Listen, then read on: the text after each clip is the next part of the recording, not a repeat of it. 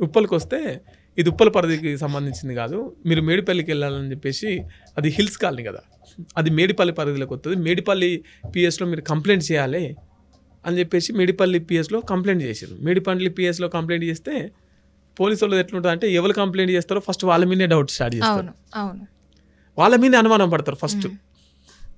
So అక్కడి నుంచే start చేసారు వాళ్ళు, ఎట్లయింది, ఏమైంది, ఎటు పోయింది, ఏమైంది, గొడవ, ఇవన్నీ స్టార్ట్ చేస్తున్న క్రమంలో ఈయన చెప్పే మాటలకు పొంతనే లేదు.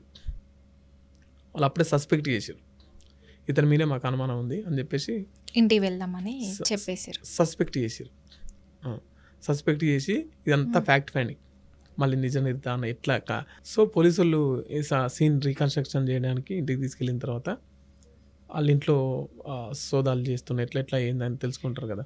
అట్లా ఒక కవర్లో, ఇంకా కవర్ పార్సల్ చేయలే మనోడు, పార్సల్ అయ్యేదో ఉండే, ఆ కవర్ ఎట్లా మర్చిపోయింది ఏందో కానీ అవి చూసినప్పుడు వాళ్ళకు డౌట్ వచ్చి మొత్తం మీద అయితే వాడిని పట్టేసుకున్నారు. వాడిని పట్టేసుకొని వాడిని రిమైండ్ చేసిన తర్వాత వాళ్ళ తల్లిదండ్రులు వీళ్ళు చేసే ఆరోపణ ఏంటంటే, వాళ్ళ తల్లి ఏమంటుందంటే, నా బిడ్డను కావాలని చంపిర్రు.